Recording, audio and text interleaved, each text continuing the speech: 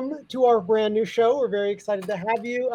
This is the only show where the game designers are also the game masters.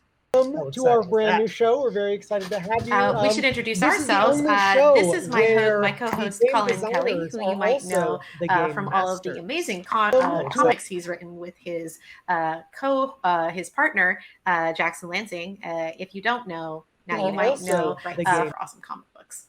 That is true. That is what I do. Thank you so much, Jeannie. Aki. Woo. This is my co-partner in crime, Aki. That is true. We do some pretty cool stuff together. So much, but Aki, you probably know from all over the internet. Co-partner in maybe you see me and stuff. Maybe. I guess we will also now introduce our very, very special guest, who you might know as the Dungeon Master of the really, really incredible podcast Plunders and Blunders, an actual play of D&D, Trevor Adams. Yes. Say hello, Trevor. Hi. It's a surprise and a delight to be here, and I'm so excited to explore this new fantastic game with you all.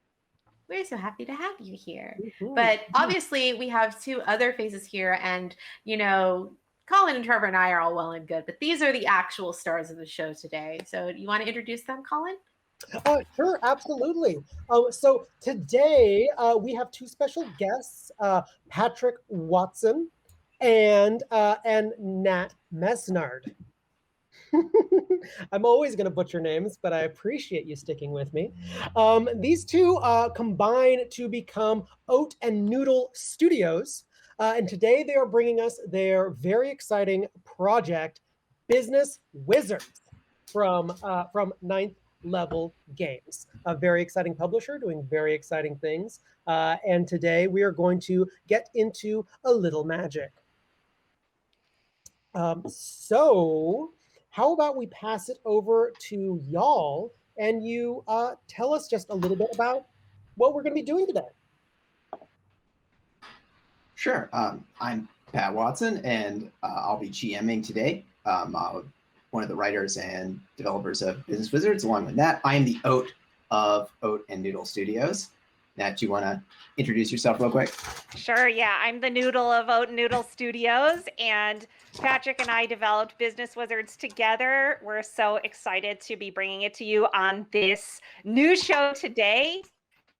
We're doing our usual tag team duo situation where Patrick, with his endless GM experience, is going to lead us through a story, and I'm going to be your wacky side character, which is my favorite role to play in a TTRPG.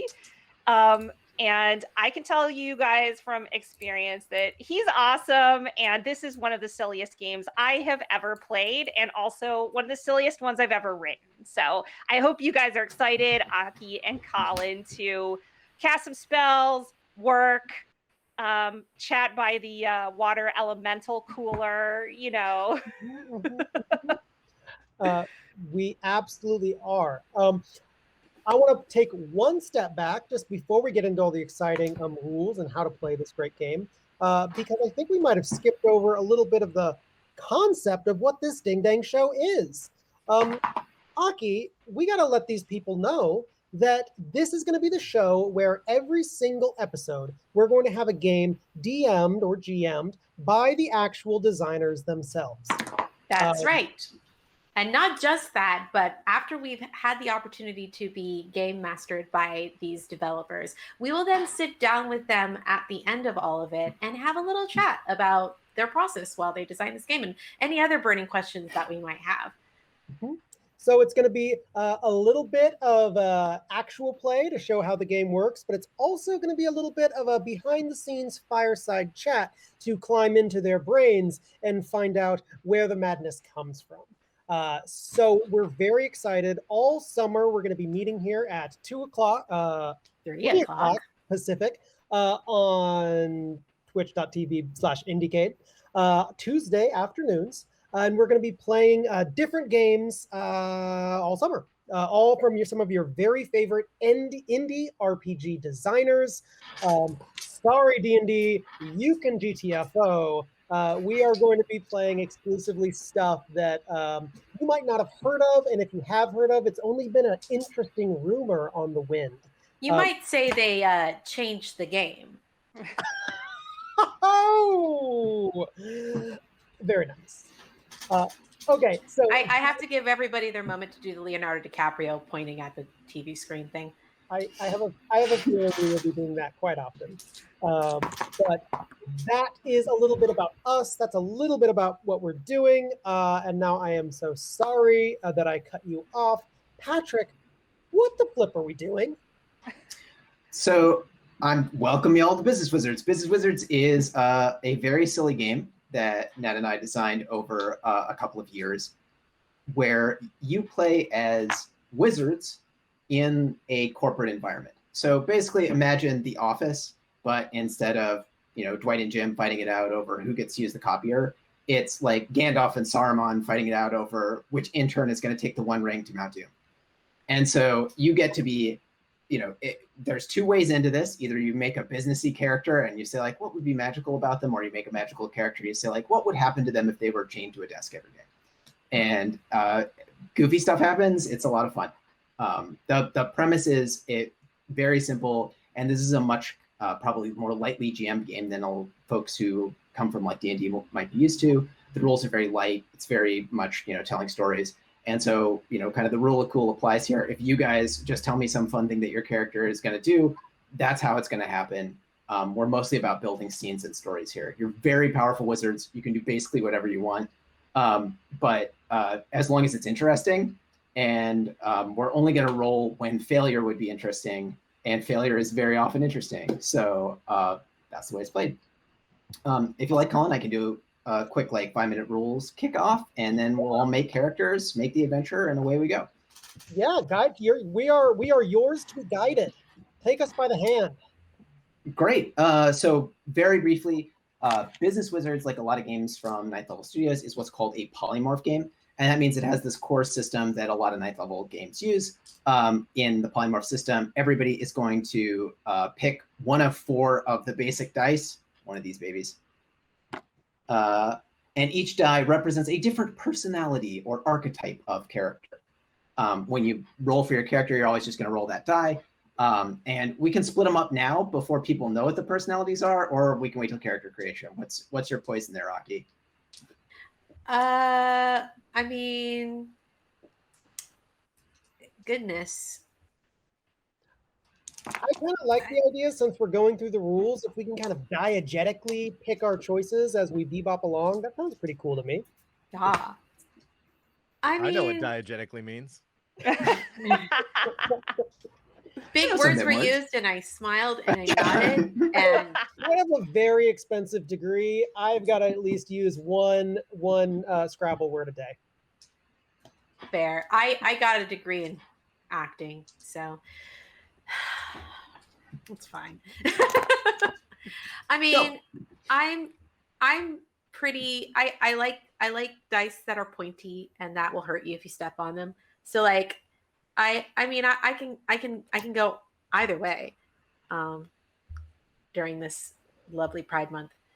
Patrick, how about you tell us what the 4 dice Archetypes are? Oh, yes, I would love to. I'm so glad you asked that question, Colin. My pleasure. So D4 Cool. would be the innovator. This is an ideas wizard. Someone who's always designing and building and imagineering. If you can think it, you can do it. That is the D4. Yeah. The D6 is the dynamo, the ultimate yes wizard, the only one who's likely to do any real work over the course of the entire adventure. This is their first job. They love it so much. The D8 is the cutthroat, the Gordon Gekko of the wizarding world, the one who is armed with wands on both sides. Do you know what it takes to spell real estate, Colin? Real? It takes brass wands to spell real estate. Really savage question. You don't know me, but I cannot spell. I am He really can't. bad. He can't. Absolutely abysmal. I'm sorry to call you He out. can't even spell abysmal. But I do happen to have a wand. So Oh, that's going to come in real handy. Well, hopefully, if you can't spell, at least you can cast a spell. Ooh, I love it.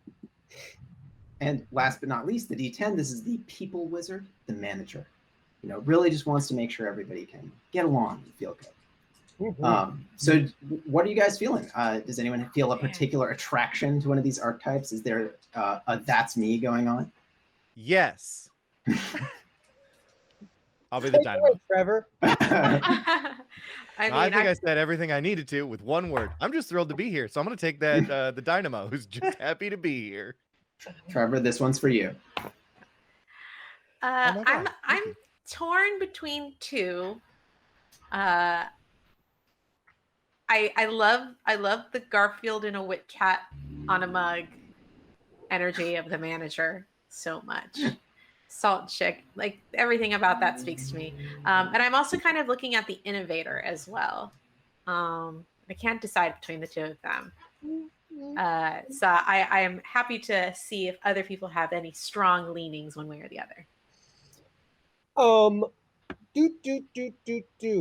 I gotta be real. I think I'm feeling pretty mean today. So I think I might cutthroat it up a little bit. Deadly, that one will come in handy. Well, I was gonna suggest, if you like dice, Aki, that poke people in the foot, there's no die that's more pokey than the D4. Yeah, good old caltrop goodness happening there. Exactly. So if you're psyched to innovate a bit, I could take the manager. I feel like the manager is probably a really good role for somebody who's played this game a few times and can help maybe keep us on track a little bit. Well, I just did my first managerial act by suggesting you take the D4. I delegated, so I'm already just feeling my character. Wonderful. Just really embracing it. I'm going to go ahead and get my D8. I'm going to make this a thing all summer long. This is my jar of dice. These are all dice that I have handmade myself. I'm a little bit of a resin smith. So we're going to go with my my beautiful jeweled D8. Awesome. Don't keep that under a bushel basket. Okay, so everybody, you've got your die now. Get that die out. You might want one or two of them. That is going to be the only die that you roll over the course of this game. When you roll that die, the other thing is you will roll the die. Even if a Balrog is going to come and whip you and try and make you get back to the office after 5, you will roll the die to defend yourself. I don't roll dice. I just tell you what happens, and you guys, it's all players. Players control their fate when they roll their dice. When we roll dice, there are basically going to be 4 things that happen, 4 moves that we say. Every polymorph game has a silly word for each of these moves. In Business Wizards, the 4 silly words are ideate, perpetrate, liquidate, and delegate. And they roughly correspond to kind of mental, physical, combat, and social actions. Each of your die types will be a little bit better at different kinds of moves. But when you roll that die, you basically just need to tell me what number is showing on the die, and I will then tell you the outcome. The 4 things that can happen is if you roll the highest number on your die, that's a crit. So Aki, you're the D4. If you roll a 4, you crit. And that's something, it's spectacular success. And spectacular success in the world of Business Wizards means that you succeed at the thing you are trying to do, and more importantly, you get credit for it. At the other end of the spectrum, if you roll a 1, that's a botch. That's the worst thing that can happen. And in the words of Business Wizards, what that means is you succeed and your manager gets credit for it.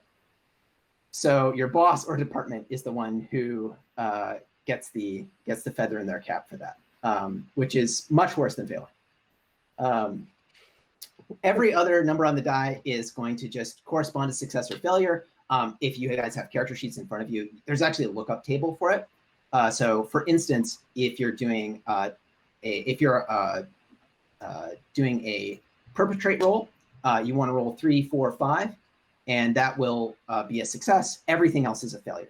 So you'll notice that Nat, who has the D10, is actually kind of bad at actually working. That's the perpetrate roll, getting anything actually done, because most of the numbers on a D10 aren't 3, 4, 5. Whereas someone like Trevor, the go-getter, is really good at actually getting things done because most of the numbers on that die are 3, 4, 5, and then there's crit, which can also succeed. Is that clear to everybody? Yeah, that's really cool. That is the die mechanic, the central die mechanic of polymorph. That's it. That's all you really need to know to play the game. There are a few other silly things that come up during character creation. We can get to those now. So do you want to go ahead and get started making characters? Yeah. Let's do awesome. it. So I'm just going to write down here, Nat, you are the manager, D10. Colin, you are the cutthroat, D8. Aki, you are the innovator, D4. And Trevor, you are the go-getter, D6. Great. Let's zoom in on these people a little bit more. Let's start with Aki. Okay. Tell me something. The next major choices that we make here. What is something that is the secret edge of your character? What's that thing that you have in your pocket that makes you your wizard differentiator? What makes you the wizard that you are? This could be a magic item or magic weapon that you have. It could be your lineage. Maybe you're a dragon. Maybe you're an owl bear, right? It could be a special familiar or retainer. Maybe you've got an intern who follows you around.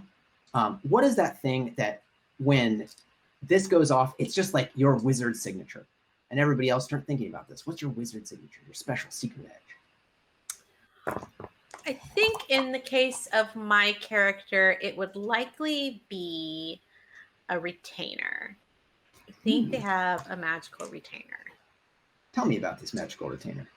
I think this magical retainer is a were-dog that they've had since they were a little kid. They grew up together. This were-dog has essentially, and it is a were-dog, not a werewolf. It is fully domesticated and very highly trained. Doesn't talk, but it does speak in its own way. My were-dog is named Patches. His name is Patches, and he's got a great nose and is often able to sniff out stuff that maybe my character loses. Many innovators are pretty all over, but Patches is very grounding. Is Patches an older dog? Patches is getting on, but magic has been of great assistance in prolonging his life, though maybe not for too much longer. So he's getting on in his years, but as a were-dog, he's lived a good long life. I can hear a poignant scene coming in Act 2. Awesome. So we've got Patches the were-dog. Let's zoom in a little bit on someone else. Trevor, what's your secret edge? Well, thinking about this character, what I wanted to be, I am heavily inspired by Brina the Demagogue, a new card from Magic the Gathering, who is an owl wizard, and I want to be one of those. Actually, he's a bird warlock, but he looks like an owl. Anyway, I'm a Gahooligan. That's my lineage. You're a Gahooligan, an owl. You're basically an owl. Yes. Right. Okay. So I will refrain from asking, who are you? Or the rest of it. Lived a long time. I understand that languages are different and people are not directly insulting me when they say things like that. But you do not need to avoid or curb your. I have adjusted, and I understand. I don't know that that's just, but we can carry on. All right, Colin, it's your turn. Secret edge me.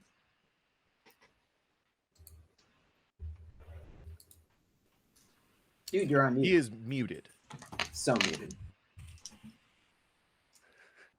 That's my secret power is I can talk and no one can hear me. I'm gonna have to go with a magical planner, wherein we keep all of our facts and figures and folios. What we're gonna say is that this magical item, this magical planner, how about says that I am exactly where I need to be. Something like that.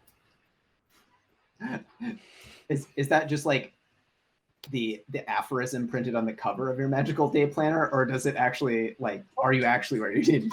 I mean, that's up for debate. Wherever I am is exactly where I need to be. Thank you very much. We'll find out though whether or not how functional that is. You've got like the hang in there poster on your day planner, like your Lisa Frank day planner. Perfect. Effectively. No one dares say anything to the cutthroat about this. It's just like, No, exactly. I might not be where I'm supposed to be, but you do not. You do not tell me that. all right, Noodles, hit me. What is your secret edge? Okay, so, well, I was going to originally I was thinking of doing a lineage, but I actually want to round it out since we're all selecting different ones. And I want to do a magic weapon. And thinking about my particular character and who I want to be, what I'm thinking is that he has it's a giant microphone, and it has two uses, one of which is to amplify his voice, and the other is, in a pinch, it can be used as a club. So he's kind of wearing it like on his belt, hanging the way a club would hang, but at any moment he might, take it out and speak into it, and, a vast amplification of vocal prowess emits from this magical microphone. So this is like you've got like a leather harness that holds it to your belt, Mm-hmm. right? So it's sort of like a magic mic. Yes. I'm gonna work that into this character now. Okay, solid. Yes, this is the good content that people have tuned in for. Yeah. We started dealing the psychic damage early, y'all. Yep. Yeah. Tune in next week for more dad jokes. Okay, so this is great. We got a great crew here. We've got Patches the Were-Dog. We've got an Owl Wizard, Magic Day Planner, and a Magic Mic. Let's go to the next thing, which is where do you work in this company? Tell me about your department. What is your day-to-day job like? You could be working something as typical as humanoid resources, or as outlandish as fancy and magic systems. Whatever floats your boat. I'm going to throw it back to Aki. I think I want to work in exploration. Tell me a little about the exploration department. So the exploration department, when my character joined it, had a very specific idea of what the exploration department meant. The exploration department was going to be like the place where we plan adventures and quests and send people out to scout and stuff like that. The exploration, that's not quite what it ended up being, at least not for my character. It's a lot of, oh, let's do this, and then kind of being like, no, go sit at your desk and be quiet kind of stuff. So not a lot of exploration happening in the exploration society right now. It seems like we're all kind of cooling our heels a bit. We don't know why. Exploring the inside. Yes, we're a lot of internal exploration. Yes. Dig it. Okay, Trevor. Yes. I work in inventory. I get people the things they need to do their jobs effectively. And while my job is sort of like just running and getting people coffee some days, sometimes it's like, hey, we need that ancient staff that's down in section CB, and I gotta go down the endless corridors, and I gotta find the right box and the stuff. But getting people the things that they need feels good, and it feels I don't want to say fulfilling, but there's a momentary sense of purpose that quickly fades as I look at the stacks of other things that I need to requisition. Excellent. I can tell that one of the things that I just tell everyone right now about the rules of Wizards, whenever you fail a roll, whenever something goes wrong, or you botch and your department takes over, as well as if you ever are actually physically attacked, you will take a condition. And when you've taken 4 conditions, this is as much stress as a wizard can handle. And from this point forward, the wizard will be working from home. And I can tell right now that Trevor, your character, is probably going to be taking the existential condition at some point if you have to keep working in inventory for much longer. Yeah, that'll be fine. It'll be great. It's not like forcing yourself to say yes to everything isn't mentally damaging. It's fine. Yeah. Uh-huh. If he wants to give 110%, he absolutely can. Excellent. Excellent. Colin, where do you work in this mammon?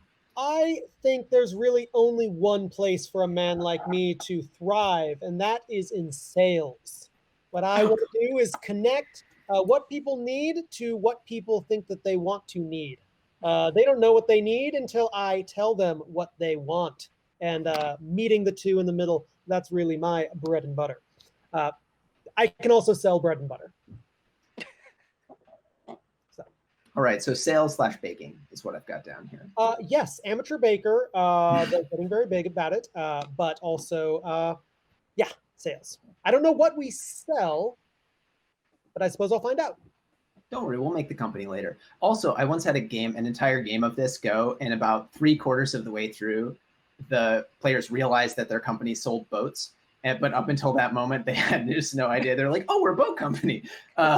So sometimes it comes to you later. Great. All right, Nat, and where do you work? So I'm the manager of a department at this company called Wizard Services. And, I mean, we service wizards. Like, there are wizards, they need services. We provide those services.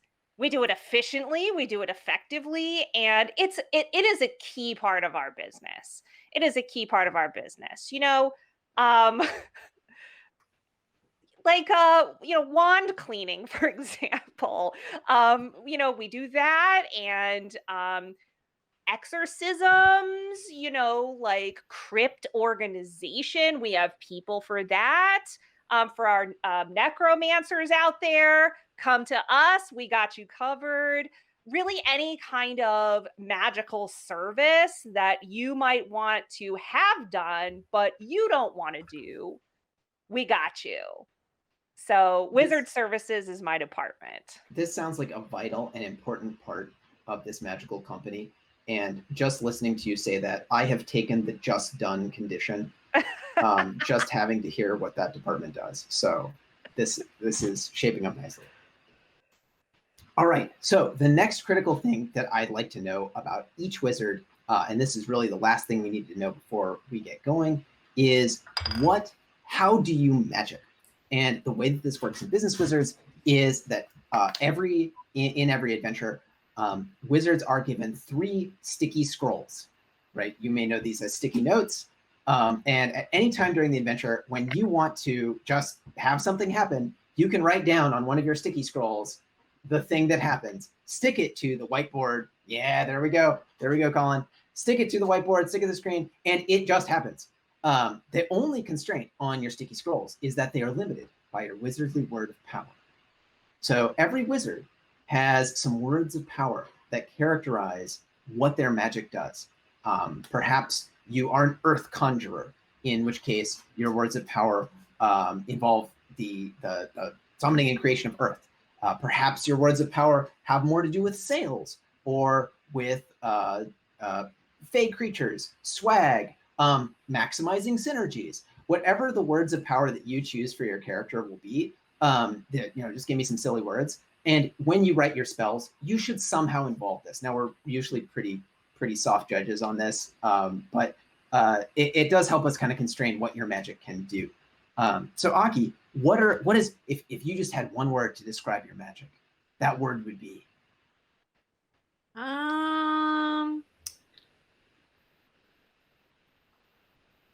Fire. Legit. Duh. Fire. Duh. No. Oh. No. Literally firing the intern. You don't need to fire them. They just need to be motivated in a different way. And then they'll do the job that you hired them to do. But the way you're motivating them right now isn't working for them. So you have to try it like this. You got to light a fire under them. No. I mean, not literally. Metaphorically speaking, yes. Yeah, not literally. Oh boy. I'm doing. Oh boy. Okay. All right, Trevor. Trevor hit me with a magic word. Cacophonous. Cacophonous. Or cacophony. I like it. I think that you and Noodle's character are going to have a lot to talk about with that magic mic and those cacophonous owl shrieks. Something's going to happen. Colin? You know, the intersection between my powers of connecting people, getting them what they want, and baked goods, I really think there's only one word that's for me, and that is yum. Love it. And Noodles? So I'm choosing the word explaining.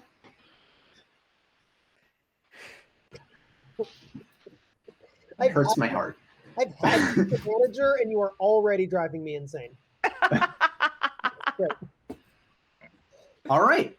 That's all you need for your characters. Those are the core components of them. Secret Edge. So we got the Aki, your Innovator. You've got a weird-dog named Patches, as you're familiar. You're in the exploration department, and your magic word is fire.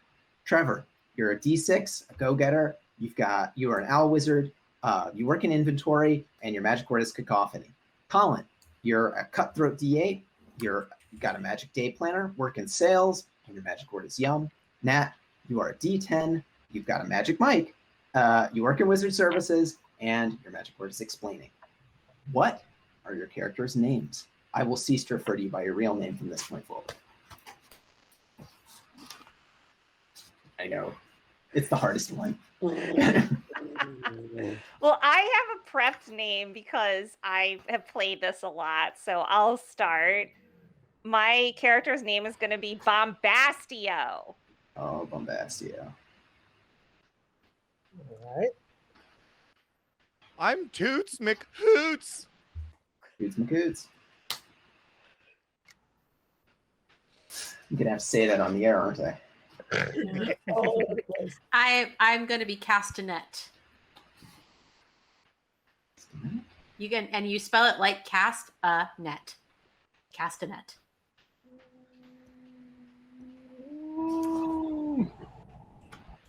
My name is going to be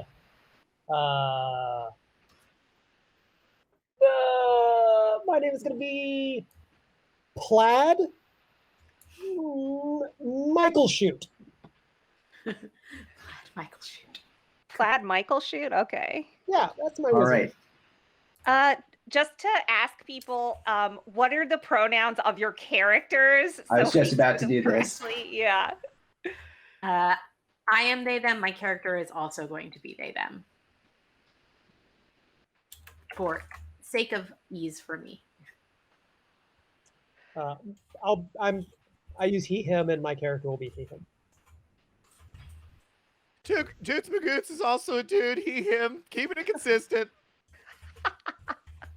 Awesome. You guys are way like smarter than me about this because I always have characters that are not my pronouns, and then I often give a pet that has yet another pronoun, and people are like just cycling pronouns when I play games with them.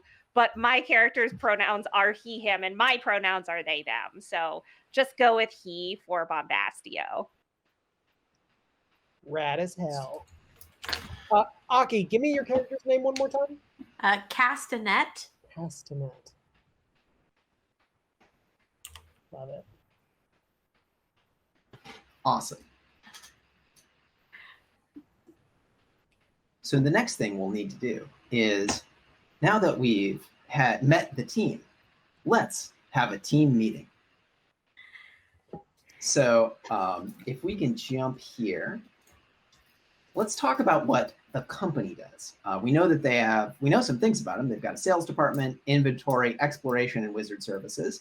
That really narrows it down because, all of those are like really concrete things that I can picture, and definitely not vague business language that doesn't mean anything. So what do you guys, I just want to open up to you. You guys should just discuss, as your characters or as yourselves, what do you guys do? What is this company about? What's the bottom line?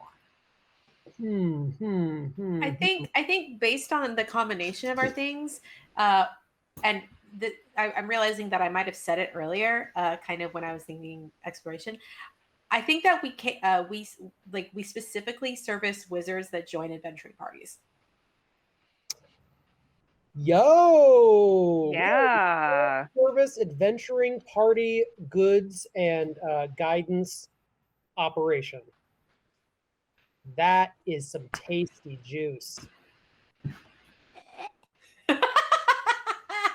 You don't like my tasty juice? I'm a pine orange banana guy. I have no problem with that. I think that's one and done. I'm That's sold. great. Like you sell them the materials they need, and then Toots and Hooks make sure to source the material, and then if the wizards have complaints, our manager Bombastio takes care of it, and I'm supposed to be running recon for whatever mission it is that they're going to be doing, but I have been chained to a desk. Right. This is an unfortunately plausible wizard business that would definitely exist in the magical world of wizard business. But many wizard businesses, wizards used to be in kind of guilds and universities, but then through a series of powerful summoning spells, they realized that they could summon what were known as angel investors that would provide them with the capital to kind of start up their own smaller wizard concerns, which is known as slipper strapping in the industry.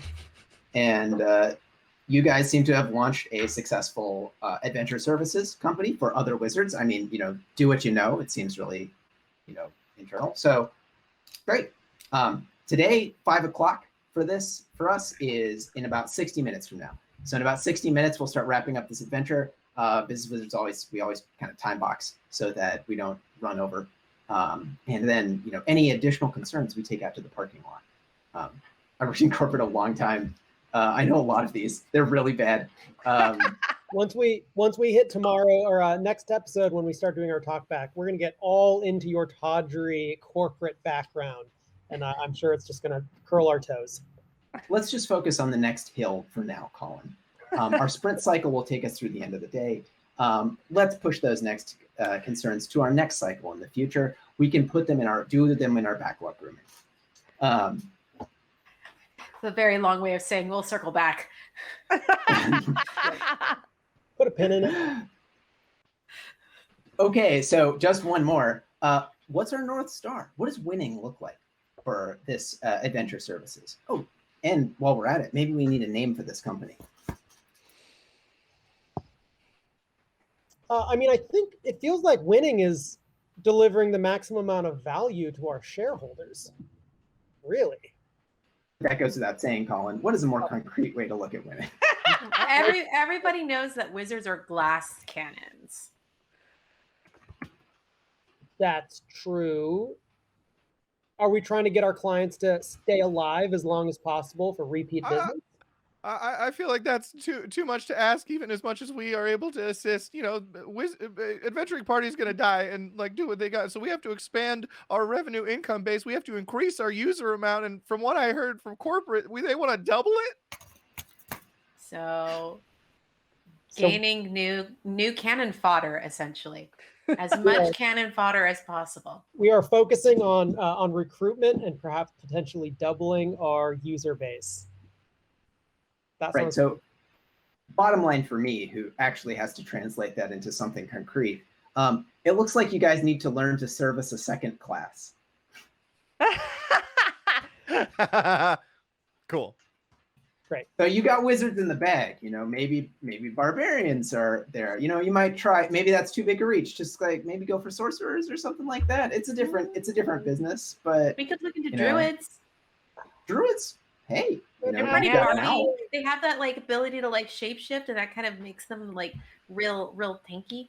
But we can't get paid in bark and berries. We've been looking at an expansion into the druid market, and as far as I know, there's actually some lucrative economic potential in nature magic. It's not all barks and berries, my friend. Trust me. It would add a little bit of variety to the baked goods you keep bringing in. Why would you need variety in the baked goods I bring in? Walnut peanut butter muffins are all anyone would need. They're a little bit The rich. primary allergen groups. You don't like my muffins? They're the best. It just seems like every time one of your muffins goes missing, you add another allergen to them to ensure that they stop getting taken. Honey. Honey's next for me. I mean, honey. Awesome. Honey's good. But maybe try some fruits. I don't know. Maybe something savory. Let's not push our limits too much. But no, I don't disagree with you. I think that approaching druids is a possible second tier. And if not druids, then something maybe akin to them. Oh, if we wanted to stay within like the wizard area, bards aren't bad. I like a bard. And they're very good for marketing. They certainly get the word out. They're the influencers that we're trying to capture. I desperately want you guys to hold on to this for a second. Give me your company's name, and then the very next thing we do is what you guys are doing right now. Cool. All right. Oh goodness, I'm the person who's meant to ideate here, and I'm just like, a name. Oh gosh, I would love to have something that can become the acronym WASP. Wizard Adventuring Services. Services Provider. Service providers. Wizard. Yeah. Magical arcane service providers. Oh, WASP. That's an M. That's an M. MOSP. MOSP. That would be hilarious though, because like you could stylize it in a way so that like because you know M and W's can be flipped upside down. There's fun logo marketing stuff that can happen. Sorry, There's a level in this game where we're just going to design logos, right? Yeah. You are an ideator. Well, I have this Side quest. lovely wizard logo for you guys right here. The Wizard Adventure Service Provider. It's just it's so AKA happy. WASP. Crushed it. That's actually a portrait of our founder. The original WASP. Waspio. Yep. So Founder Waspio. Yep. the very next thing we do, you guys have already immediately gotten into, which is let's do a SWOT analysis. So to plan our adventure, we always do a SWOT analysis where we identify our strengths, our weaknesses, our threats, and our opportunities. So some of the opportunities that I've already heard from you is perhaps we could break into the druid market. Bards. Yep. That's accurate. Bards. I believe that currently our weaknesses is that we have maybe specialized too much and have started to run out of resources for our company. And perhaps our target, our classical target demographic does have a very high turnover rate, as they do tend to get murdered. Yeah, they're poor things. Very squishy. Yep. Mm-hmm. Solid. Let's see. Well, I would say our strengths are that we have an excellent company culture. I mean, with all the baked goods coming in, you know, people are just over the moon to work here. We have great benefits, you know, like you get a couple days off every year and company credit card, you know, if you level up in the system high enough to get that, which everybody's working on, because we have gamification here at this company. And, you know, it's just the way we keep folks motivated. You know, we give them points accumulate, and then you get more benefits. And those benefits help you accumulate more points. And then eventually that company credit card is up there at the top, just waiting, that gold card. So that's exactly right. Yeah, that's you couldn't have said it better myself there under strengths. I'm also hearing Yep. Exactly. Mhm. And you know what? I will let you guys know that if you want a detailed explanation of the metrics, that was just a summary. So I can go into this in great detail if folks want to be interested, because we put a lot of work into this stuff. This isn't just a superficial Plaid. Michael Shute, did you have something that you wanted to say at this juncture, sir? I was just suggesting perhaps we put a pin in that exploration. I'm sure we'd all love to. Perhaps you could send along that folio and we'll review it at our leisure and circle back around, put something on the book for next week. Really dive deep into it. Putting a pin in exploration sounds about right to me. Well, we pretty much know everything we need to know. It's not like there's a particularly large amount of unmapped terrain, right? Or it's literally what my job is all about. That's fine. And our weaknesses, I would say, is that we're not utilizing everybody to their to the extent of their ability. There are underutilized people in this company. Well, you should submit a report about that. We have a set of forms for reporting underutilization of employee skills and resources. I designed the forms myself for this. So, yeah, absolutely. Just, it's a few hundred different scrolls you need to get through, and I'm sure you'll be able to do it by 3 p.m. today. How is that sounding, Castanet? Sure. I'm sure that I can get like that. That sounds wonderful, Bombastio. Thank you. So, if we're talking about threats, are we going to talk about the competition? Because we're like a hyper specialized place, but there's like a general store that services a wide variety of adventuring parties called Magical Enchantments and Tools, Weapons and Gear or Nutrients. It's the meat wagon. That's Magical Enchantments and Tools, Weapons and Gear or Nutrients. They got swords. They got magic scrolls. They've got like fancy U sticks you can use as a wand. They've also got hot dogs by the exit. Toots. Listen, that is the kind of shotgun approach that might appeal to the average user, but by giving our clients the specialized, hand-picked approach, we're able to make them feel special, loved, and supported. Don't you ever talk about Meat Wagon in this office again. Yeah, yep. You bet. Okay, I'm just gonna address your specific sentiments and then provide some alternative perspective without mentioning the aforementioned things that we mentioned. So you said we're gonna corner the market of a specific user, and that's great. That's one corner. In most rooms, there are like 4 corners. That's 3 other corners, and then the whole center of the room where the average user lives. I feel like there's a lot of the market is still out there that we could get our hands on. The question is, how do we do that? Right. That's your department. Exactly. Well, I mean, that's why I mentioned bards. And, Plaid had an excellent point that bards are excellent marketers. If we can crack into the bard market, then not only do we have a secondary class that we can kind of work into our system, but we have these literal storytellers who can, with every breathing, like it's like a sponsorship, like, or something like that. Like, what is that face, Plaid? What is that face? Well, you think an influencer can have this sheer amount of sales ability as a trained sales wizard? Some of us got our degree in sales wizardry. You think some kind of bebopping along, lute-playing elf lad can match the sheer amount of impact that our office can? Okay, how many people have heard of you, Plaid, and how many people have heard of Swish Roberts?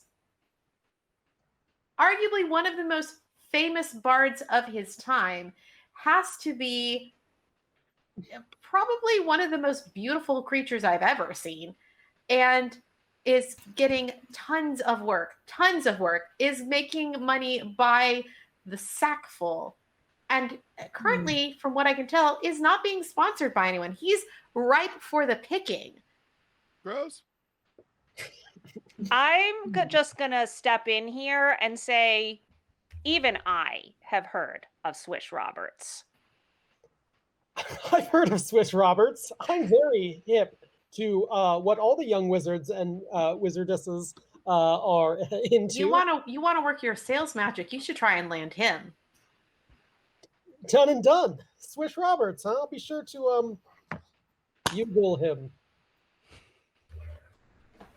So you thus far have been having this conversation in one of the tower rooms in your mixed use facility. The lower floors are like, a couple of shops, and there's, maybe a couple fast food restaurants where you guys go out to lunch on the ground floor there. Across the street, there's of course the town tavern where you go after work to unwind and to complain about some manager. Maybe I don't know that a loud one. I don't know who explains it. Never mind, it's not important. So the but down the this magical village that you work in has a big town square with lots and lots of little meat wagon trucks parked around the outside, and it's really kind of a hipster neighborhood. There's a bunch of breweries. And in the middle, there's a big Swish Robert concert going on in just a couple of days. Maybe you guys can get a shout out. Easy. Yeah, it's going to be a huge confluence of all the fans, and there's going to be a number of opening acts. Other bards from the land are going to be showing up on stage to demonstrate their magical voices. Thought I'd stop by, because I'm a Swish Roberts fan. Perhaps this is a good opportunity for you, Plaid, to spearhead an effort in getting some bards on board into our customer base. What do you think, Mr. Cutthroat? If you want a little bit of assistance, like coming up with your pitch deck, I'd be more than happy to help. Absolutely. I think really putting together a good strategy utilizes the synergy of the entire operation. Of course, I could handle it myself, but I really think it'd be a great opportunity for us to utilize the teamwork of the entire corporation. So what kind of music does Swish make? Is it cool? Like I like the kind of classic. I really like the kind of three people in the pub, a little bit of looting, a little fluting, a little shake your cabooting. I assume it's like that, right? I mean, are you talking about a quartet where one of the members died and now they're just doing a 3-part harmony instead? Traditionally called the trio. But yes, a murder. Oh, okay, cool. Hey, learn something new every day. I mean, Swish is doing a little bit of everything, but he's in his experimental phase. Okay. So Aki, how about you make an ideate roll? Cool. Sorry, Trevor's face broke me. All right. I'm making an ideate roll. Cool. Here we go. Hacha. I rolled a 2. 2. That is a success. So why don't you tell us what kind of music Swish Roberts makes? Okay, so he's in his experimental phase right now. Before he was in that experimental phase, he was doing a bit of like soft rock.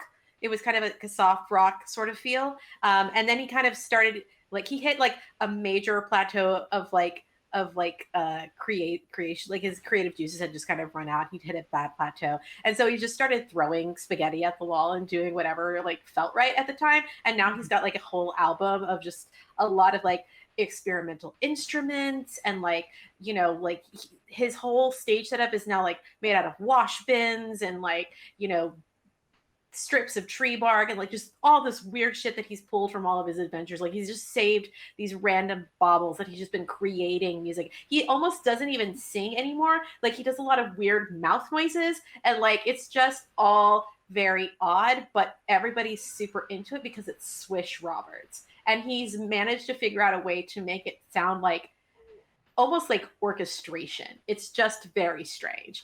Think of the Mandalorian's theme song on speed is kind of what we're looking at here. Like, because there's a lot of experimental instrumentation happening in that too. And like turn that up to like 15 and you've got what Swish Roberts is doing. I'm so ready to play Swish Roberts. That's what I needed. Thank you. You're welcome. Effectively pots and pans being tossed downstairs. Yeah, it's wild. Yeah, but it sounds really good. Vlad's favorite kind of music. Okay. That being said, there are a few, like our manager, Montbastio mentioned, there are some opening acts that do a bit more traditional sound that might be up your fuddy-duddy alley. It's not about what I want. It's about what the company wants. And if this is the direction we want to go, I think there's really only one way to stab at Swish, and that is right in his noise box. What we need to do is provide him not with bark and twigs, but with the kind of arcade instrumentation that we alone can provide for him. I'm not just talking about a magical lute that plays itself. I'm talking about, a platinum drum made from the scales of a dragon. Now that sounds like something that might be interesting, right? I like where you're going with this, my friend. We just need to find the materials. We are going to need to slay a dragon, and I feel like Plaid is the perfect person to spearhead a dragon slaying effort. Do I need to explore? Feel? Yes, I could absolutely slay a dragon, but I would challenge Toots. Wouldn't you say you have some dragon parts already down in one of the inventory warehouses? Yeah, I don't know if they're all assembled into like a drum, but we could probably slap something together if you want that, or if you want it fresh. I don't know if fresh makes a difference. I'm pretty new. I mean, I could go and see if I can find it where a dragon is currently like just chilling. Maybe we don't have to slay the dragon. Maybe we could convince the dragon to like loan us a few of its scales for a good cause. That sounds like a humanitarian approach to this. I'm in favor. That gives our company a good look. Especially since, you know, if we kill the dragon, we're taking business away from the adventurers we're serving. So, right, sustainably sourced dragon scales. I like that. That's a cool expansion. I do think, though, obviously that is an excellent plan, but I think it would be good for us to have a backup. Toots, Yeah. I really think it'd be valuable. Could you go ahead and run yourself through the inventory of our 3 warehouses and go ahead and pull out maybe, I don't know, 10, 15, 30 items that might have a unique musical sound by end of day? Yeah. That seems perfectly reasonable. Just all of our inventory of the endless corridors in the 3 warehouses. You totally got that. You've got the bird's eye view on those things. All right, Toots. Sure. So Toots, I make me a delegate roll, or make me a perpetrate roll. This is the roll you have to make when you have to work. I fear that is a failure, Toots. So one of the at this point you're going to let's start this out right. You're going to take a condition. Would you like to become crabby, overworked, existential, or just done? I think given the nature of the task, it would make sense if overworked were to come into play, because that was a lot to do, and I don't actually have a team. It's just me. Excellent. So I fear, Toots, that the way that this went down is you set off to the warehouse, and you went through all of the different aisles, and you did actually manage to recover several odd-sounding things, but unfortunately, you forgot to take your pee bottle with you. And so you had to take a 5-minute break, and you lost your bonus for the quarter. So you managed to come back with the instruments, but at what cost? The cost of becoming overworked. These sound like things. Oh, I think we're gonna go with the dragon idea, but good hustle, champ. Great hustle. And at least now we know what resources are available to us. Do you want a muffin? Oh no, I'm he's allergic. allergic. No. Oh, right. No muffin for Toots. So in the meantime, the productive members of the team, I'd like all the other three of you to make an ideate roll to come up with good and bad ideas for what you might do for dragon scales, sustainable dragon scales. Right. I rolled a 4. I crit. Oh, 5 from me. 6. All right. So there is one truly excellent, brilliant idea here that only Castanet can take credit for. And one of the things that one of the ways that we know that only Castanet could have performed this is that when you crit, it should involve your secret ed. So in a second, I'm going to go to Colin and Nat for terrible sustainably sourced dragon ideas. But there will be one great one, and it will have to do with patches. So, Aki, how did patches figure out a great way to get sustainably sourced platinum dragon scales? Cool.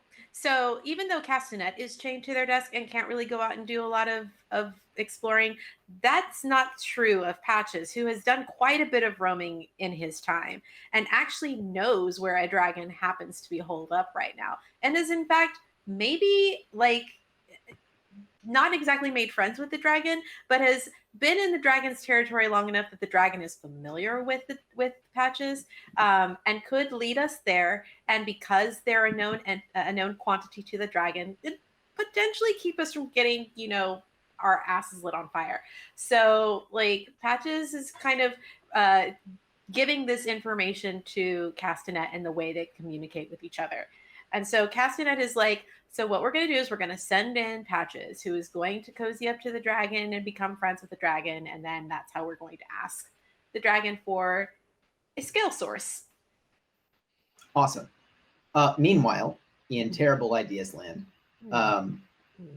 let's go Nat first. Nat, what was your bad idea? Well, my idea was that we would just email an existing marketing list and ask other people who we're in contact with through our extended network whether or not they know anyone who might be able to put us in contact with someone who could lead us to dragons or dragon-related information, and then we collate that into a spreadsheet. And then we give that spreadsheet to Toots, and Toots will sort through it for us because, you're the one that does things like that around here, right, Owl? So, and what condition has this IT workflow cost poor Bombastio having to interact with email and spreadsheets, and you just learned the previous version of the spreadsheet, and now you have to. Yes. The thing I will say is what actually gave Bombastio a condition is the fact that he is very, very aware that the whole Patches situation, fundamentally, it obviously sounds like a better idea than all of this IT business that he was trying to conduct behind the scenes. So he's definitely not going to admit that, but inside he's feeling very, very existential. Legit. And how about you, Plaid? All right. It's really quite simple. What I'm going to need is access to a bottomless corporate account. We're talking slush fund. I don't want to report it to anyone because what me and this dragon are going to have to get into should not be on the books. But what I'm going to propose is at least a 4-day to 2-week business trip. Me, the dragon, we're going to go into, we're going to go down to Lost Magical Vegas. That's the name of the place, Lost Magical Vegas. And we are going to have a blast. By the end of this trip, them and I are going to be the best of pals. And when I casually asked, hey, chum, just a few of your scales, we're going to go to the Swift Roberts concert, they will say 100% Plaid, my old chummaroo. And then we are going to be in like Flint and make that money. Or we could just, go directly to the source, make friends with them the good old-fashioned way that doesn't cost anybody any money. Must be wined and dined, as I said, corporate account, no limit, me and the dragon, money please. So, Plaid, when you are approved to take one company rolling carpet and a gift card to Poison Applebee's, what condition do you take? Ooh, pretty crabby. Pretty crabby. That seems good. That seems good. Now, everybody who's taking a condition, keep track of that. Whenever you attempt to roll, the move that's associated with that condition, so crabby for ideate, overwork for perpetrate, you will have disadvantage, which means you have to roll twice and take the worst outcome. So that is, as your characters degrade, it gets worse and worse. Stress builds upon itself, just like in real. Corporate entropy? No. No. Meanwhile, over in Good Ideasville with Castanet, Patches. Castanet is like super excited because this is the first time they actually get to do any exploring in their job. And so like they're very, very glad they finally got the green light approved for all of this. So yes. So Patches pads up to you. All right. You ready to go, boy? Pads over to the door, looks over. All right, let's go. Let's go. All right. I'm going on an adventure. Okay. Are you guys going to take the rolling carpet? Sure. If we have permission to take a rolling carpet. Can we requisition the entire staff to go take advantage of this opportunity? I suppose I do have this gift card. You want to come with? Up to you, Bombastia. I think that we'll allow it. I see some potential in what Castanet is working with here, and I think we should let them take the lead. See where this goes. I'm glad you got that line of funding approved there, Plaid. Maybe we can make use of that later on the way back. Poison Applebee's is actually an old favorite of mine, so Sure it is. I'll buy you all a round of whatever beverage tickles your fancy on the way back from this Scales expedition. So, what about you, Toots? Feel like some fresh air might do you good. Oh, Want to maybe. Want to go meet a dragon? Wings out. Oh God! Yeah. And onto the carpet you go. All right. Is Toots small? I was picturing Toots as like a man-sized Regular person-sized owl person. I'm just strong. Oh, yeah. You're legit. I'm just very strong. Great. You guys are on your way to out to the dragon cave. So dragon caves are typically found out in more rural areas, but this is sort of a suburban dragon. So you're going along, and how is Kazna? Tell me about how Patches leads you in this direction. What is Patches' general thing? So Patches kind of signals through like a series of like ear movements that Castanet has learned to interpret. So as they're padding along, like, they know that if like the ears flop a certain way, like we're about to turn or about to like divert to a different path. If they stop and they pause, that's usually a sign of, hey, wait, just, I will kick you, Colin. Like they'll just sort of like, chill for a second, wait to see that nothing's happening. Every now and again, like Patches will look back because, making sure we're not being followed, that sort of stuff. So there's just a series of almost like baseball hand signs with the ears that happen. So that's such an awesome dog thing that I don't think I've ever heard anyone like utilize. That's really quite juicy. You're welcome. I immediately You just use that word. Yep. So He likes that juice. Nope. I'm gonna put a kibosh on that term for the rest of the night. No, it's so rich and pulpy and thick and viscous. That's the good juice. You know, just so sweet. Some pulp. All right. Someone make me an ideate roll to find the correct location of the dragon. Now, this is something that I sometimes do in Business Wizards where I say, normally this would be like a perception check. And so I just say, everyone roll ideate. But because the consequences of trying are very severe in Business Wizards, everyone who would like to, please roll ideate. I mean, I can do it. I could go give a quick fly around, see if anything's going on if you want, but I'm not good at it. And I believe in you, Toots. All right, fuck it. Oh, sorry, I don't We know believe what- in you. Sorry. No, I you're Everyone hit fine, me dude. with- I think we're okay. I think Horsey, as long as you don't show your that was toe- our one. Oh, That was my one. You all get one too. That's how it works, right? Yeah. I got a 6. Ooh, crit. That's a crit. that's Yeah. a crit for you. Good job. Hoot. Anyone else? I'll do it since that's my bag. Ooh, and I crit as well. All right. Teamwork. Toots. Yeah. You fly over, you fly over the land. You see in the distance. This is kind of like there are all these kind of like sort of the edge of town. So there's like the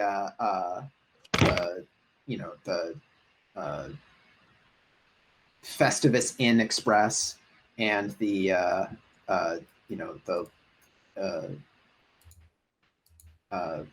man, this is a really hard pun.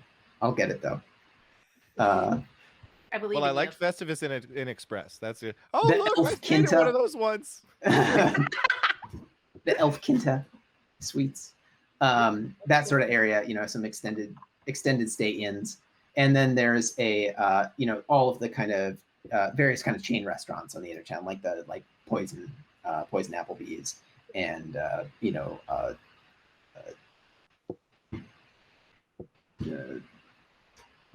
Quiznos, Quiznos. Quiznos, Yeah, yes. Lich Witch. Lich Witch. Yeah. There's the in and out, but it's spelled INN and out. Right. And Fuddruckers. Right. All of the Just- Is already magical. We know. it's already there. Yeah.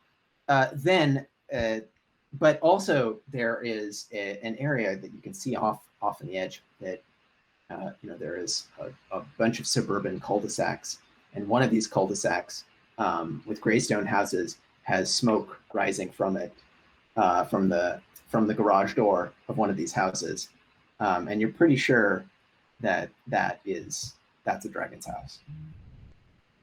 Meanwhile, Castanet, what do you also learned something important about this dragon location? What is it?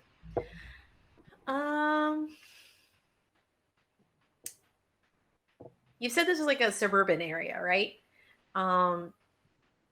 For a dragon that is as old as this one seems to be, their home is rather small looking,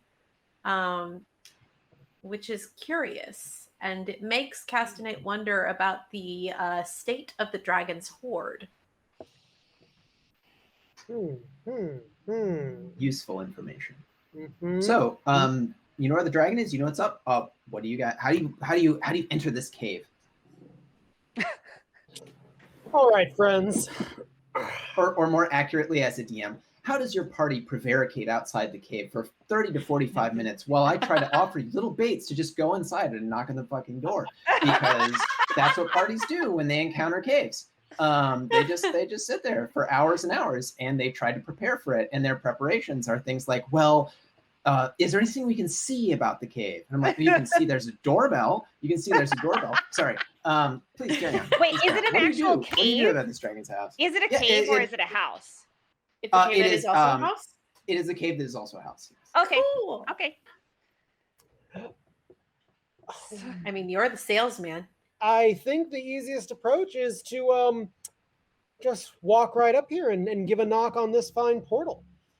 Getting Well, back now, to your hold roots, on a going door to sec. door. where my roots are. I come from Ent stock, actually. So, Bombastino, you don't think that this is the right move? Now I just want to double click on that. Hmm. What I'm thinking is this dog situation probably needs to play in a little bit. So, could Castanet, do you think Patches would want to kind of come along and maybe even be, in Plaid's arms and looking real cute, just in case the dragon is, hostile? Have you seen the size of Patches? I don't think that Plaid can lift Patches. Plaid, you're gonna have to ride on Patches. Is Patches a thick lad? I mean, they're a were-dog. They're big. They're a big bully. I think that actually might actually make a lot of sense. If a dragon really does have a natural respect for the armored knight, so if I could approach while mounted yet clearly unarmed, I believe that might be an excellent way for us to approach this situation. Hold on real fast though. Let me check my planner. Oh yes, this is exactly where I'm supposed to be. So, that sounds like. Should I tell him? Sorry, no. I that was Castanet leaning over to Toots Mahooks like, do you want to tell him? Should I tell him? Is anyone gonna tell him? I'll tell him if you want me to, but I don't want to tell him a darn thing. Okay. Plaid, it sounded to me like you were getting ready to cast a spell there, perhaps with your magic word of love. Hey, shush, Patches, shush, Patches. It's so real. Thank you, baby.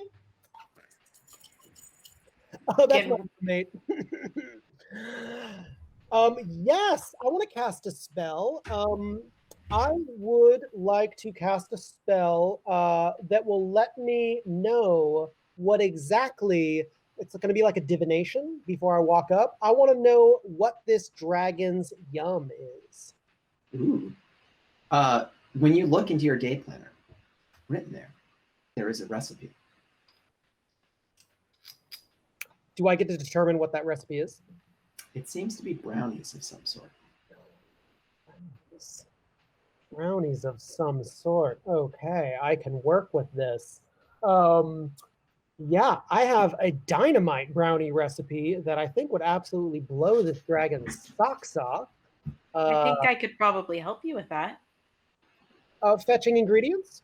No, I could probably help you conjure the brownies with the recipe. Oh. Okay. Yes, then that might be perfect. I'm going to ride the dog with my beautiful self and magical brownies. We're going to lure and converse with this dragon into giving us the things that we want. I love it. Foolproof plan.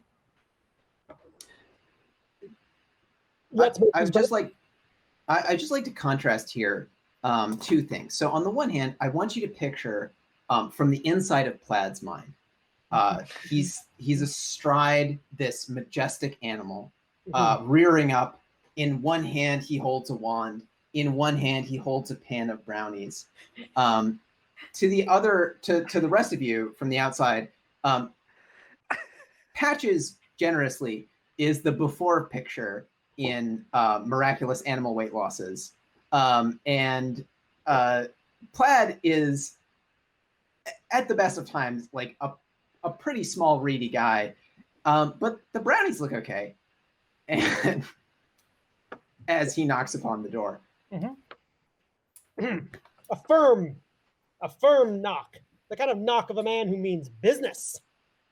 I'm going to ask an important question. How long are you going to wait? How seriously are you going to trust the knock to produce a response from the house? I have a number written down here of knocks that will work, but this is a number that you might name a lower number. So let's see here. Well, it's going to start with 1 firm knock, and then a brief pause, not really long enough for anyone to actually get back to you, followed by 3 pop, pop, pop, pop, so that people know that you are still waiting. And then we are going to end with with the other hand, because some people can tell a slight differentiation. I toss the brownies to the other hand, and I give it a single boom. So Roll me a liquidate roll against this door. Melt this door. That's a 4. I believe that is a success. Yep, that four does nicely. All right, the door swings wide, and behind the door you find there is sort of like a teenage looking dragon, not like an elder worm or anything like that. It's just like a younger dragon. It's like, hey. Hey, Patches. He's a good boy. I'm sorry. Is your father home? My dad? Why didn't, what do you want? Who are you? The dragon of the house. I mean, I'm here. This is your... Of course it is. My apologies.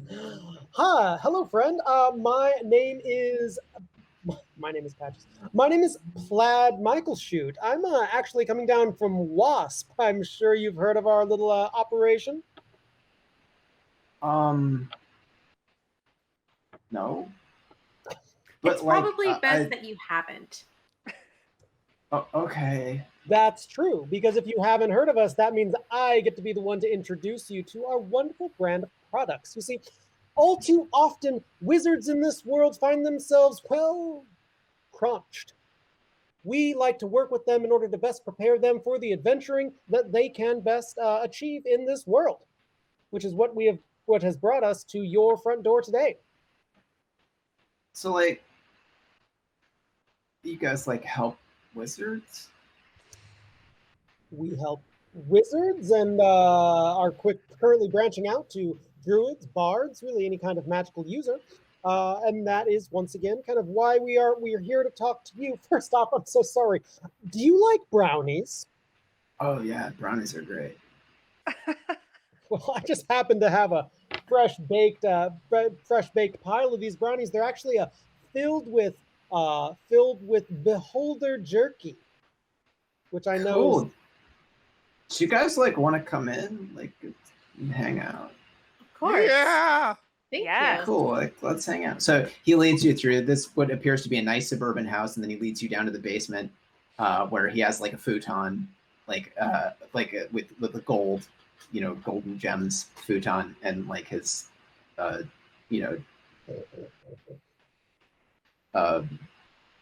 to come up with a good one, drag station 4. And his Xbox. Oh my God. It is his Xbox. Yeah. Very good. You found it. Good job. For me. Xbox. Yeah. Oh, wow. I love what you have done with this place. Clearly, you were a dragon of taste and culture. Oh, cool. I was just hanging out and playing grand pickpocket carpet. If you guys want to I'm more of a Dragon Age player myself. Dope. That's a good game. I really like how they represent the people. That's an excellent documentary. I wouldn't go that far. So, what are you guys doing here with Patches? Patches is a cool dog. Patches is my dog. Best friend since I was a little kid. Oh. Did you grow up in the neighborhood? I've been seeing Patches for years. He always come by and ask for snacks. I don't live in the area, but you're not too far from where I work. And when he goes out ranging, I mean, he's obviously seen something special in you. If you're giving him snacks, then I guess that's what that is. He's a good dog. He is a good dog. I ask him what, Patches, how did you get here? And he's always And I'm like, that's funny. Classic Patches. You can talk with Patches? That's a Well, very special gift. No, it's just like a speak with animals spell. It's like that's like a second level spell. Like everyone knows that. Are you a caster? I mean, they're dragon, like natural casters. That's a thing, right? Like, Expand our market base. Yes. And I'm like gonna kind of like pull Plaid to the side, like Plaid. I think we might need to make a new plan here. I realized earlier that when you told him that we service wizards and adventuring parties, we might want to downplay that. Yes. I think that we could do some good here and maybe get some dragons involved in our services and products as well. What do you think, my friend? I think we could service both the wizards hunting the dragons and the dragons hunting the wizards. Get them on both sides of the financial teeter-totter. I love this plan. We're going to have some separation so that one customer base doesn't know we're working with the other. That's So- corporate separation. I think can absolutely be something we can pull off. Let's think about this on the fly. Yes. It's like you never want your girlfriend and your girlfriend to meet. You know what I mean? Yep. It's just like that. Toots, no one can Yeah. have two girlfriends. That's impossible. the Really? dragon looks really sad when Toot says that, and it's like, Toots is like, you know what I mean? Dragon's like, oh. Hey, dragon. What is your name, by the way? Yeah. Oh, my name is Villakaramatheranath Dasnanathel. Do you have something you prefer to be called for short? No. Can you say that one more? I would really hate to mispronounce your name. Villakaramatheranath Dasnanathel. God, V. It's so nice to meet you, V. Do you ever have a nickname? Is this the first one? You're all right, Toots. Oh, thanks. Toots is going through something right now. He's a little. It's okay, Trevor. No, You man, it's got cool. this. Toots, you want to talk about it? It's important to like have an opportunity to speak your feelings, man. Yeah. Toots just like looks around at his manager and his coworkers and goes, "It's great. It's just so fun to have like a field trip, go out in the world, meet cool new people. It Make just me- feels like I've been wandering halls filled with stuff and grabbing them for a while and haven't had time for a real connection in a while." Since this is clearly an act of social deception, I'm going to ask you to make a delegate roll to sell this one, Toots. Sure. I mean, I don't know if it's Ah, okay. Toots. Haha! That's a 1.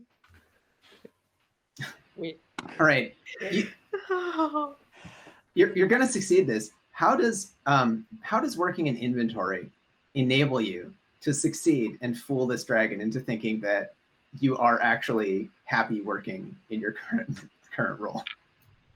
Because I work in inventory and I knew we'd be like going to a place. I just stuffed a bunch of like satchels with almost like a Batman-esque utility belt of things that may become useful. And I pull out one specific thing that like unfolds into a photo album and it's just like a scrapbook that I've kept of like my first day and my second day. And it's almost the same picture in every one, but there are a couple that like I snuck of other people that I encountered, and I focus on those highlights. So And also there's what- like pictures of cool shit. This is great, and the dragon is going to believe you. And what condition will it cost you, Toots? Seeing the monotony in the same picture over and over and over, and realizing that my life is just one endless corridor of tasks that I may never reach the end of until I inevitably fly off the edge of the world, as is tradition for all hooligans to do. Going through a bit of an existential crisis. That'll That makes Seems sense. right. Seems right. I'm the only one in my party holding it together right now. This is fine. I'm doing great. Val. Mind if I call you Val? I guess that's okay. Val. As you heard from Toots, there really is nothing as wonderful as exploration. And I saw a little glint in your eye when he was talking about his rather robust love life. 2 girlfriends? Now, my friend, the only way to see the world and explore the 3 girlfriends? 4. My dog. Look, you know how I am. I can't say no when someone asks me out. Hurts my heart. What a catch. No, I have to test this now. Hey, Toots, do you want to go out on a date? Yeah, but I think we might need to clear it with HR first. Sounds good. Yes. No, this is dope. This is fun. Hey, Toots, let's go out later. Yeah, today. Oh, great. I get off at 5, hopefully. No, Oh, that'll be awesome. We can go to Poison Applebee's and talk about like our feelings and stuff. I haven't been out in a while. Maybe I need to get out. That would actually be great. It's cool, dude. You can open up. Plaid is gonna slide the Poison Applebee's gift card like into Toots' little jacket and be like, "You land this, and we'll get you out of inventory. Land this plane." It's just another task. It's just one more thing to do, one more thing to get. You got this. I believe in you. Yeah? Yeah. Is that the only thing that keeps me tethered to this frame of existence? Is your belief? If you Well, stop hopefully- believing, will that let me go? Well, hopefully you also believe in yourself. And I know everybody else here believes in you. You If I believe in- believe in myself, is it a self-fulfilling prophecy? Toots, deep breaths. Remember to envision yourself in a warm, open space where you are safe. We're going to breathe. We're going to imagine our successes. You have everything you need to achieve this task. Everything. Then you what is need. the function of the inventory? Toots, that's how we know where things are. It's also very important. Think about yourself as a piece of inventory. You know where everything is in the inventory, don't you? Most of it. Exactly. Most of it is good enough. You know exactly where you are, most of it. And that's going to be good enough for now. Get your head in the game. Turn up. Turn your head back around. All right, I'm definitely gonna need delegate roles from both Castanet and Plaid to convince Toots to like I mean, get I himself literally. together. Okay, cool. Here we go. You can always crit. Oh gosh, that was cocked. It was a 3. So a 3 is unfortunately a failure. So Castanet, you're gonna have to take a condition. What does? There it is.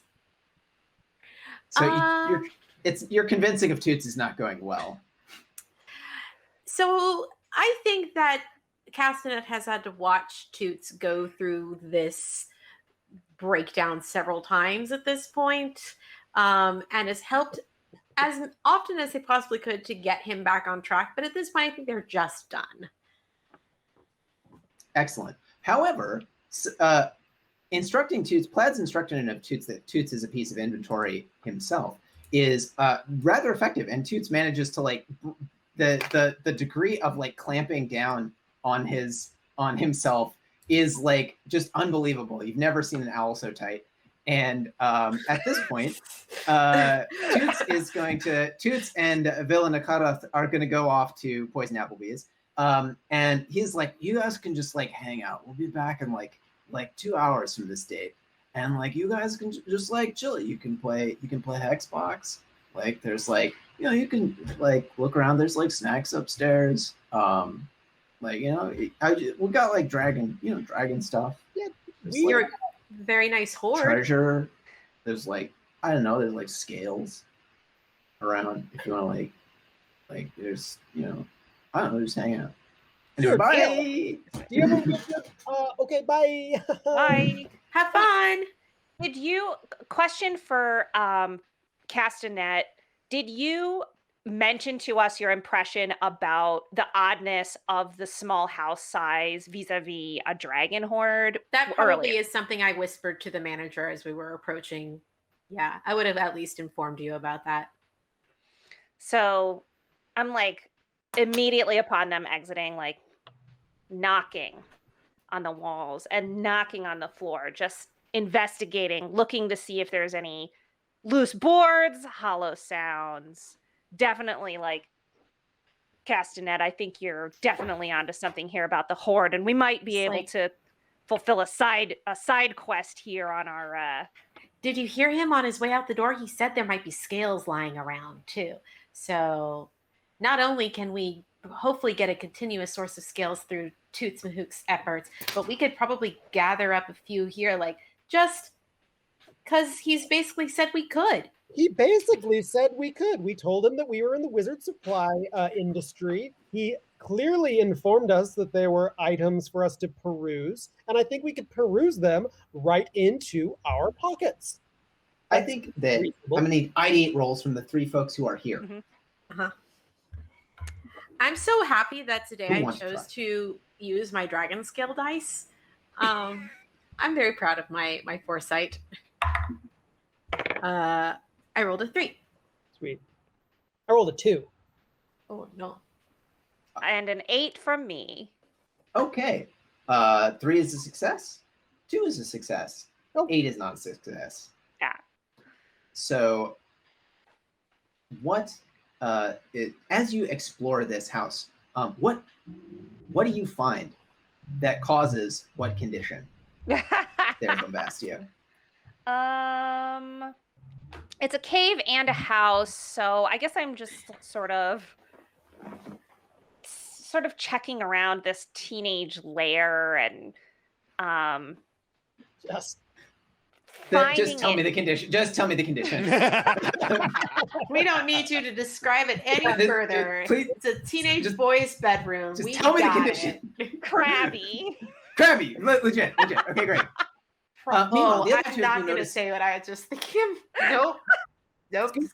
scoot on right past it. Toot right on past. You noticed something about this dragon. While you sent Patches out to find a platinum dragon, this is definitely some sort of a green dragon, and not in fact a platinum dragon. And so something is amiss. This one's younger and much less mature than the dragon that you were looking for. Something isn't right here. Obviously, green dragon scales have an absolute terrible tonality. No one would want to make any instruments out of these. Well, I mean, Switch might actually find that appealing. The weirder the sound, after all. But it's not that. It's Patches. I gave you very clear instructions. What happened? Patches is like, Oh. I think we're not seeing everything there is to see about this place. Interesting. Do you think that there is another dragon in here that we don't know about? Patches goes to the stairs and is like, Very possibly. Well, I did think I was told that I'm exactly where I need to be. So this must be right, which means, indeed, there must be something we're not seeing. Why don't you go explore up those stairs, Castanet? Go ahead and just Really? Yep. Go right into the dragon. I mean, the totally harmless stairs, I'm sure, absolutely. Yes. Let's go, Patches. And Castanet will start bounding up the stairs, following after Patches. Patches leads you to the back door. It's a sliding glass cave wall. And there is a large and extensive backyard. And through it, you can see on a riding mower going around a huge platinum dragon mowing this suburban backyard. Oh boy. Oh boy. Oh boy. Wow, that's a big dragon. Okay. Meanwhile, at Poison Applebee's, you are Toots is sitting down with Villaneth, and Villaneth is like, "Hey man, what do you want? What do you like? Like, have you ever asked yourself what you really like? Like, maybe you like mozzarella sticks. You don't know." I've heard good things about this sampler, and I feel like that'd be a great way to expand my culinary horizons. Far out, dude. So, like, what is your like deal? Like, why do you work? Oh, I think it instills me with a sense of purpose, the duty, and also providing people the opportunity to accomplish the things that they want to do. Knowing that I assisted with that, I think is like, in theory, a noble pursuit. I've just found the actual application of it to be more tedious than I guess I did at once think, but today has been such a divergent path that I have taken that it's maybe making me think, okay, maybe these are the like 10 poles to get me through the otherwise mundanity of the job. I mean, if the job ends up being more like this, then I feel like I could get into that. But then it's like, well, why am I even doing this in a corporate structure? Do I just want to go out and be an adventurer? I'd probably get like a cool discount for having worked there in the first place. But I don't know. I never really slowed down enough to think about it. I mean, it sounds like to me that you're really doing it for the people, man. And that's like noble. I really respect that.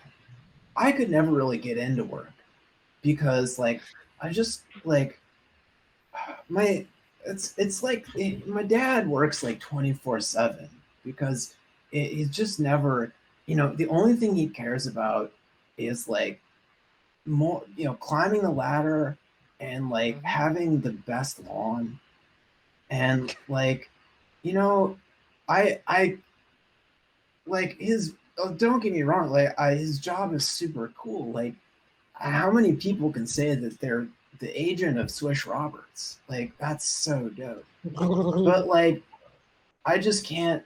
I just feel like I'm never gonna live up to that standard. I fully relate. My father was a guardian, and his like whole thing was protecting our civilization, and like that kept him very busy for a long time. And I feel like I didn't really get the amount of time with him that I would have liked. I feel like maybe I missed out on some lessons that would have provided me some guidance. And you feel like you're aimless. You're like, oh, I could do that. I could do what he did. But am I going to be as good as that? Probably not. And then like, if it doesn't, you don't have to be the best at something to find joy in it, but it is hard when people are drawing direct comparisons to your lineage. It's a different generation, man, because like now, like back then, like you could be a guardian and everyone would look up to you and you could go out and kill dragons every day. And now it's like you and me are having dinner together. And so like, what does it even mean to have been a guardian? Like, what about all those dragons? What was wrong with that? Right. Like, what was it they were protecting? The civilization has now expanded, and we've now intermingled with other societies. And the dragons hordes, that money has been invested into local schools, and like the intramural program has just exploded. Holding on to tradition isn't always the best thing. And I mean, I think that that's really what's driving Swish's new project is like just trying to hear something new about the world. I mean, this big concert has just like, my dad is just like, I'm in the basement all the time because I just cannot talk to that guy right now. He is just so mean. And like, that's just, it's not fair. It's not fair to me, I know. And I can say that because I've done enough emotional work to like myself enough that I can understand when I'm in pain. But it's also just like not fair to all the people that he works with. And that's really I mean, I just worry that, someone's going to come and interrupt that guy while he's mowing the lawn, and he's just going to lash out. And it's going to be a bloodbath. And I don't want to be there for that. So God forbid anything like that should happen in the near future. it's a hair trigger situation. Oh, the sampler. Oh, awesome. Yeah, Great.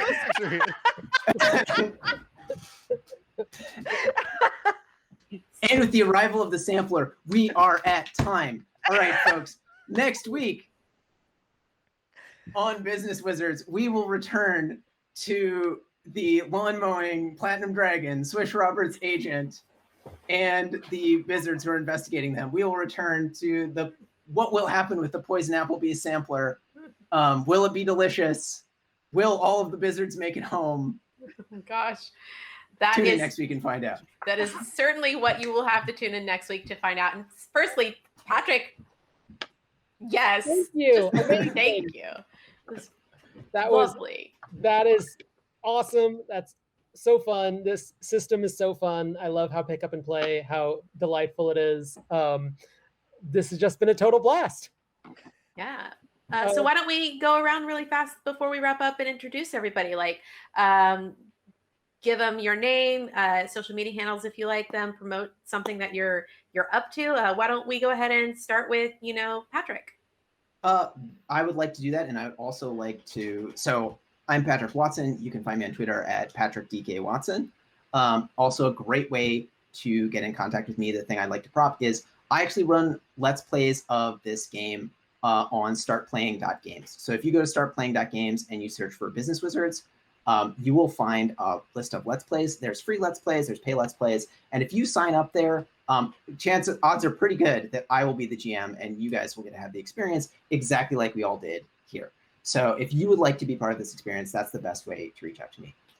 The other thing I'd like to addition is as we go around in proper social media, I would like to say one thing. I would like us to each pick one other player who we would like to call out and give kudos to for a particularly fun moment.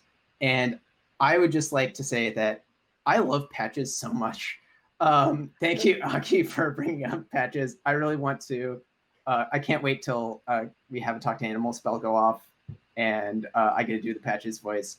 I think Patches is super adorable. Yeah. Good dogs should always be represented in anything magical. Mm-hmm.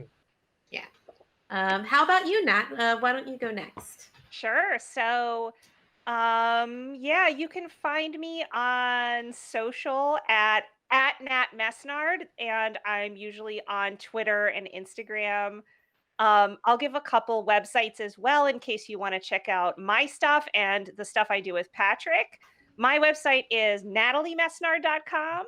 And then we have oatandnoodle.com as well for stuff that Patrick and I do together as designers, which is currently mostly Business Wizards, but we've got other titles coming out in the future. I do tons of projects, and I think the one I want to talk about here is I wrote a micro RPG myself called Ball of the Wild. That is forthcoming in the 9th Level Games 2021 Free RPG Day Anthology. And it is inspired by the world of drag. In Ball of the Wild, animals dress up as other animals. So if you're interested in that, it will be out in the fall. Free RPG Day is a little bit later this year because we're hoping for in-person events. But I am really excited about that. It's also based on the polymorph system. So it uses a simplified version of the system we've been playing with today in Business Wizards. And I'm just, building buzz, and I'm incredibly excited about playing it with folks. Maybe we can play it with you guys sometime in the future. You don't have to twist our arm. Yeah. Awesome. And go ahead. I was just gonna ask. So is oatandnoodle.com where they can buy Business Wizards if people want to pick it up? Oh, great question. Actually, the third website I should have included is ninthlevel.com. That's the publisher who published Business Wizards, which I also work with. So ninthlevel.com is where you want to go to get a physical copy. There are also a digital download of Business Wizards is available on DriveThruRPG if you want to get a PDF. But ninthlevel.com will have all those details. So Radical. And then I need to pick a person to give a prop to. And Patrick, you took mine because I was going to be like the ear thing I was just so obsessed with. And I generally just feel, I don't know, I really like the amount of like corporate rhetoric that Plaid is marshaling in this situation is blowing my mind. Like there is like a kind of like ball catching that feels very meeting, and I'm just like so here for it. So Colin, thank you for like fulfilling my like skeezy cutthroat character dreams that yes. It's always good to have someone to bounce off of. Yeah, if you want to find someone who's really good at passing the buck and taking responsibility for nothing, hey, it's your boy. Finger guns. Trevor, why don't you tell us a little bit about yourself? Trevor Adams. You can find me at Howlett, but spelled with a little I, HOWIETT, because the real Howlett was taken on Twitter and stuff. You can also go to at PlunderBlunders on Twitter, which will lead you to plundersandblunders.com, which is the D&D podcast that I ran for 4 years. It was my first campaign, and it's all documented. It's all there. You can see the evolution of me from a beginning GM to a now several years in GM, and it's all mostly the same. GM. Excellent. Well, thank you very much. Highlighting somebody, Patrick.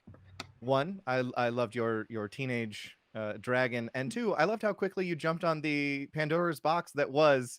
So I'm walking around this teenage dragon's den, and then you just no, move on, no, we can't. Nope. I love that so much. Gotta Obviously, keep Hubble 1,000 alive. other little things, but that was something that I will remember and laugh at forever.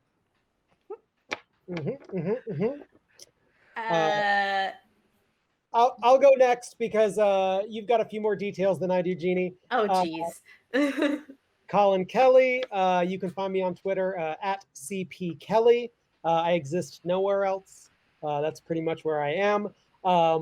You can. There are comics coming out. Comics, my friend. There are comics. I'm the co-writer along with Jackson Lansing of Star Trek Year 5, which is the actual in-universe continuity-based answer to what is the end of the original series 5-year mission, which we are very excited about. You can also pick up Dark One from Vault Comics, the essential story of which is sympathy for Sauron. So we get a little twisted and weird. I got to give it to my lad Trevor.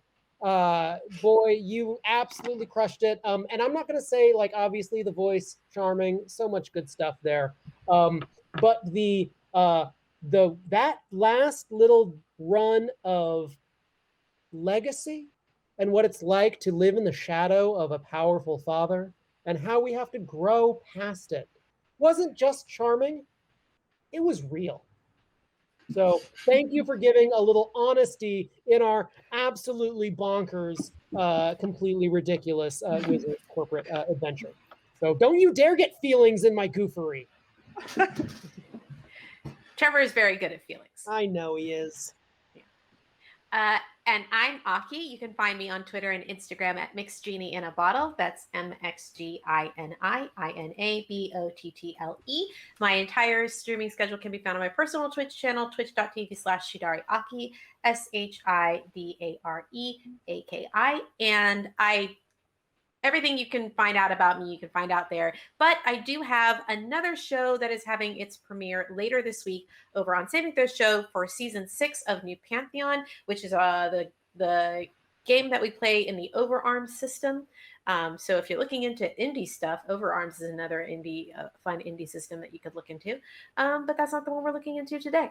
But yeah, that's me. And my kudos are going to go to Nat, because your managerial energy was just so good. It was like just the word vomit that managers are constantly spitting. Like, you had that on lock. Like, the whole thing, this is my plan, this is how we're going to do the thing, it's going to go through all of these levels of approvals and bureaucracy. It's just like the real strong handle that you had on all of that was absolutely delightful. I couldn't keep it straight. My face hurts from all the smiling I did, because everybody was just so delightful. You know it's a great RPG session when your face hurts from smiling. There's no magic that can take that away. Sorry. Except business magic. Except business magic. So thank you guests, thank you viewers. This has been a most amazing premiere episode of RP Game Changers here on IndieCade's Twitch.